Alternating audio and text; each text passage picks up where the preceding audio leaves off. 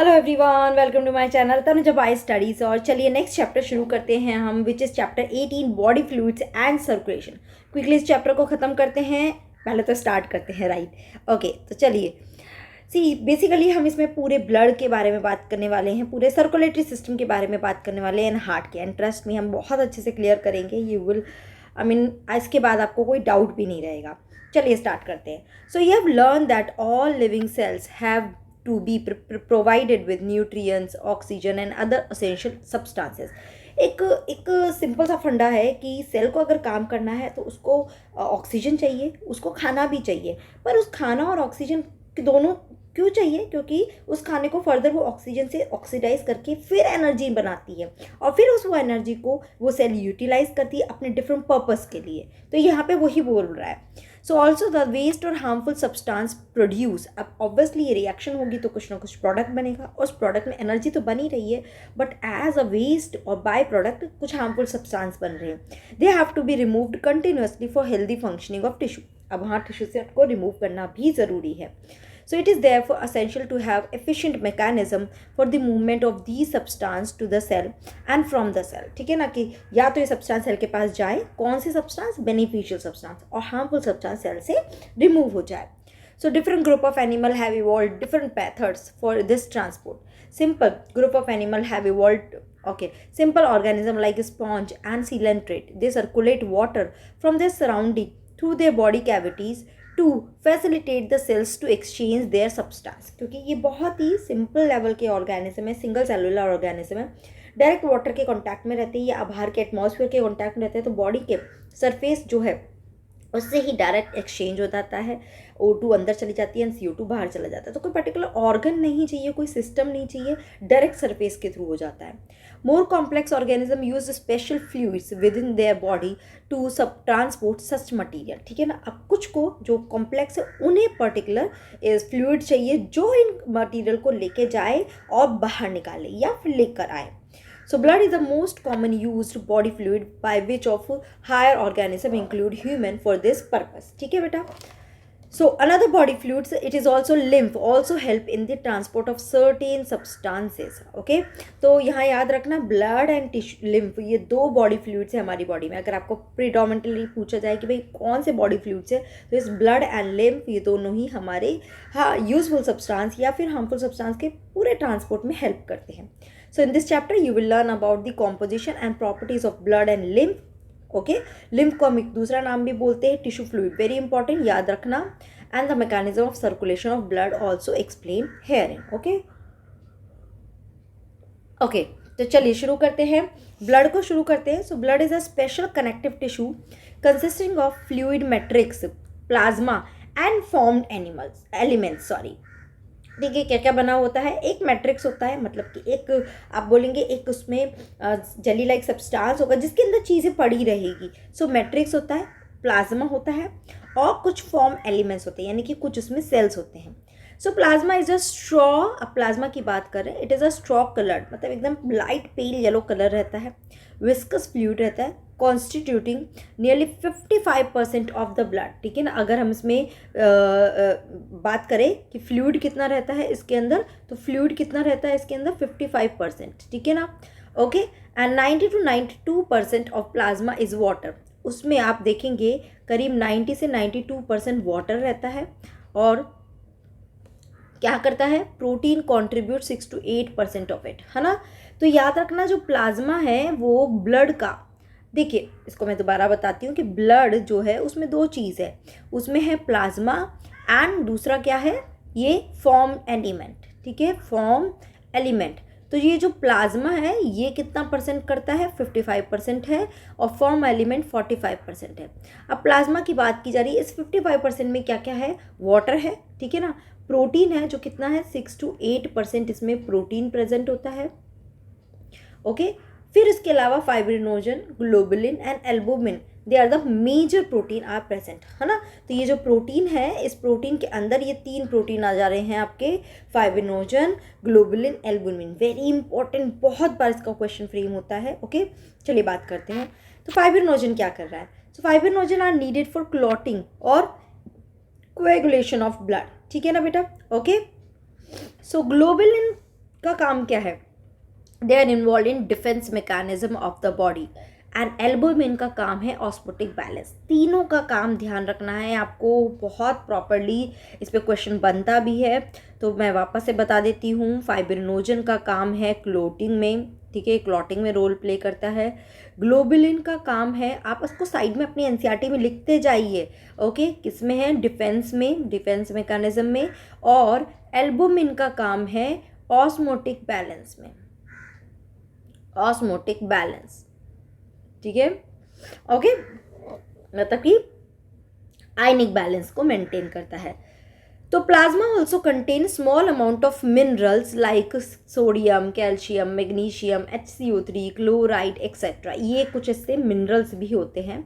Glucose, amino acid, lipid ये भी रहते हैं। They are also present in the plasma as they are always in transit in the body, ठीक है, okay, ये भी प्रेजेंट होते हैं ना। फैक्टर्स फॉर कोएगुलेशन और clotting of the blood are also present in the plasma is an inactive form, ठीक है, पर जैसे ही हमें कोई इंजरी हुई, कोई कट लगा, तब ये वाले फैक्टर एक्टिवेट होते हैं और तब जाके क्लॉटिंग होती है, हमेशा एक्टिवेट फॉर्म में नहीं रहते हैं। सो plasma without the clotting factor, अगर मैं इस प्लाज्मा में से क्लॉटिंग फैक्टर्स को निकाल लूँ, ठीक है ना, यानी कि कभी भी ये क्लॉट नहीं हो रहा है, तो अगर मैंने क्लॉटिंग फैक्टर्स निकाल लिए तो मेरे पास क्या बच जाएगा? I will get the serum, जो liquid pale yellow colour part होता है, दैट विल बी सीरम। समझ आया? तो ये तो बात हुई प्लाज्मा, जिसमें अपने आप में करीब 5 से 6 क्वेश्चन आपके फ्रेम होते हैं। नीट के पर्पस से बता रही हूँ, उस सब क्वेश्चन आपके प्रिपेयर होने चाहिए। नेक्स्ट आगे बात करते हैं फॉर्म्ड एलिमेंट की। So erythrocytes, leucocytes and platelets. Erythrocytes क्या बोलते हैं? RBC। ल्यूकोसाइट क्या बोलते हैं? WBC। एंड इसको एक्चुअली दूसरा नाम बोलते हैं थ्रोम्बोसाइट, ठीक है बेटा। So they are the collectively called form elements, यानी कि ये ब्लड सेल्स हैं जो ब्लड के अंदर प्रेजेंट होती है, and they constitute around 45% of the blood, as I told you, right. So erythrocytes, जिसको red blood cells, they are the most abundant of all the cells in the blood. A healthy adult man has an average 5 million to 5.5 million of RBC mm³ of blood, ठीक है, okay, इतना 5 to 5.5 million of RBC present होती है। They are form in the red bone marrow in the adult, ठीक है, bone marrow में production होता है। RBCs are devoid of nucleus, very important, इसका एक फीचर है, याद रखना। In most of the mammals, मतलब कि आप बोल सकते हैं कि जो मेमेलियन सेल्स है उसमें RBC जो है they are devoid of nucleus. Actually क्यों होती है? देखो, RBC का मेन काम क्या है? ऑक्सीजन को कैरी करना, तो वो चाहता है उसका जितना भी सरफेस है वो पूरा फ्री रहे, सो दैट कि वो ज़्यादा से ज़्यादा ऑक्सीजन को कैरी कर सके।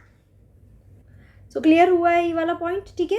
सो उनको बहुत ज़्यादा ऑक्सीजन कैरी करनी है, तो वो न्यूक्लियस नहीं रहेगा या बाई कॉन्केव शेप होती है। ये सब फीचर्स उसको एनहांस करते हैं कि वो ज़्यादा से ज़्यादा ऑक्सीजन कैरी कर सके। न्यूक्लियस अपना खुद का नहीं होगा, ओके, सरफेस एरिया ज़्यादा बड़ा होगा।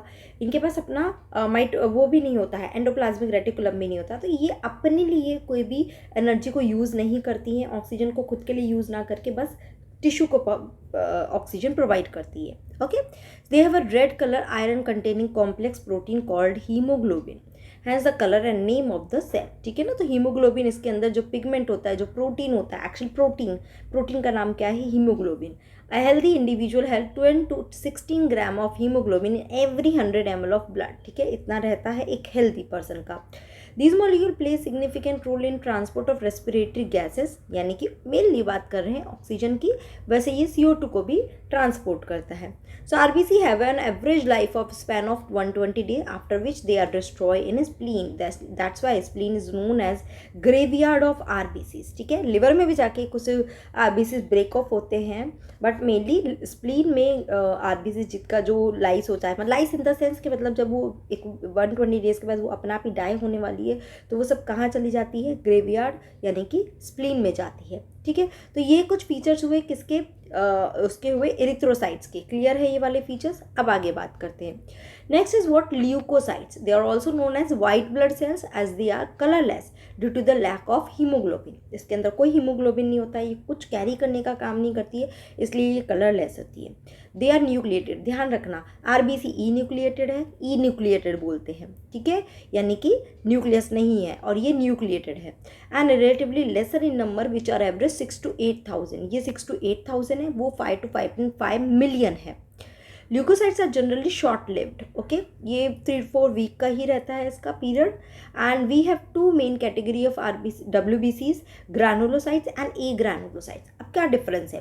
ग्रैनुलोसाइट्स मतलब क्या कि इस WBC का जो साइटोप्लाज्म है वो, उसमें जो साइटोप्लाज्म है वो ग्रैनुलर फॉर्म में होता है, मतलब उसमें कुछ ग्रैन्यूल्स होते हैं, ग्रैनुलर फॉर्म में होता है, इसलिए हम उसको बोलते हैं ग्रैनुलोसाइट्स। और यहाँ पे क्या होता है? ए ग्रैनुलोसाइट्स, न्यूक्लियस इसमें प्रेजेंट होता है।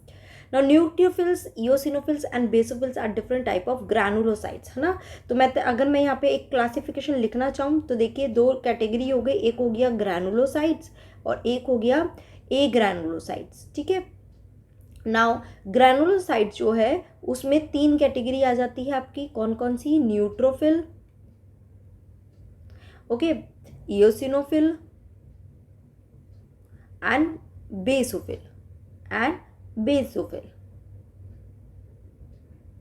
ठीक है बेटा।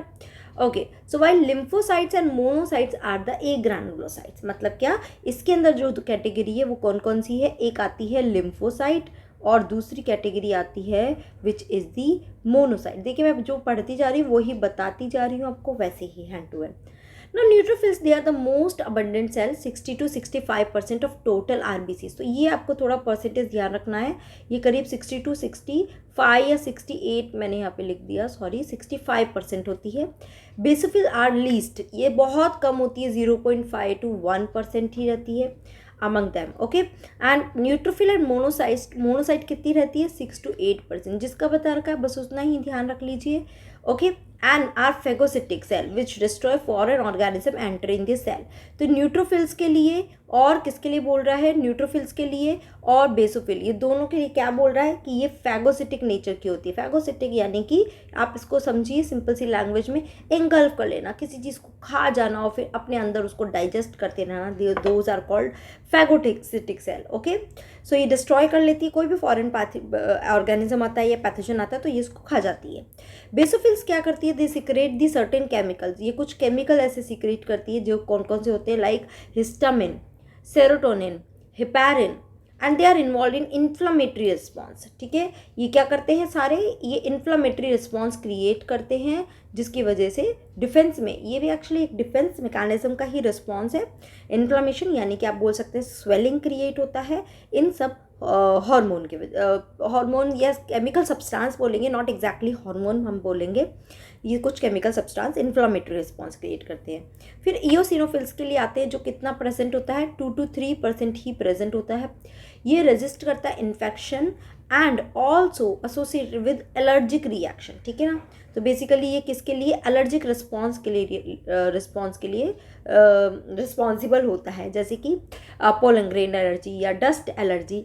तो वो एलर्जिक रिस्पॉन्स एक्चुअली है क्या? जो हमारा डिफेंस सिस्टम है, जैसे कोई पैथोजन आ रहा है उसके अगेंस्ट एक्ट कर रहा है, कोई प्रॉब्लम नहीं है, बट कई बार वो ओवर एक्ट करने लग जाता है, ओवर रिएक्ट करता है, जिसकी वजह से वो फिर हमारे लिए एक प्रॉब्लमेटिक चीज़ हो जाती है, क्योंकि उसके ओवर रिएक्शन से हमें कुछ एक्सेस सिम्टम्स क्रिएट होते हैं, like sneezing, coughing, running nose, है ना, ब्रीदिंग इश्यूज, ये सब कुछ एलर्जिक रिस्पॉन्स है। तो उन सब में रिस्पॉन्सिबल कौन होता है? दिस इज इओसिनोफिल्स रिस्पॉन्सिबल होता है, क्लियर है।